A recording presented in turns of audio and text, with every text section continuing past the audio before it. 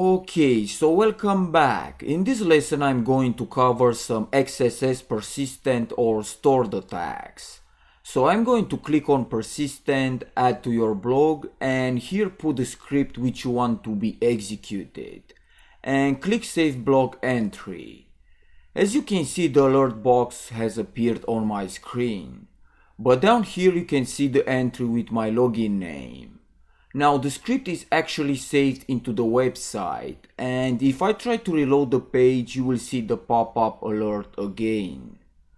Okay, so let's see another example using the iframe tag.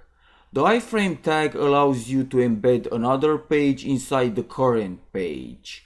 So I'm going to copy the code and here in the source put any site you want. In my case is hacksite.org. And click save. And now the website is embedded in this page. The reason why this can be useful is that you can put a malicious link or a login form and steal the user information. A very effective way to steal the user information is by using session cookies, which the attacker can compromise the user account, because in the session cookie is stored the login information.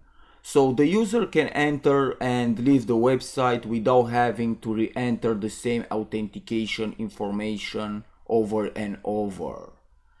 To give you an example, I'm going to use another script to grab the session ID. As you can see, the pop-up box with the session ID for the username admin has appeared. At this point, I can log in as admin using the session cookie. So I already saved the cookie into a file, and let's switch to my Firefox, and the first thing you need to do is install Cookie Manager. For that, click Tools, Add-ons and search for Cookie Manager. Now in the page, if you look in the right corner, you can see that I'm not logged in. So I'm going to copy the session and open Cookie Manager, and in the PHP session ID paste the cookie and click save.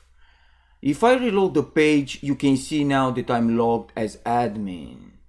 So that's it for this lesson. Thanks for watching and I will see you next time.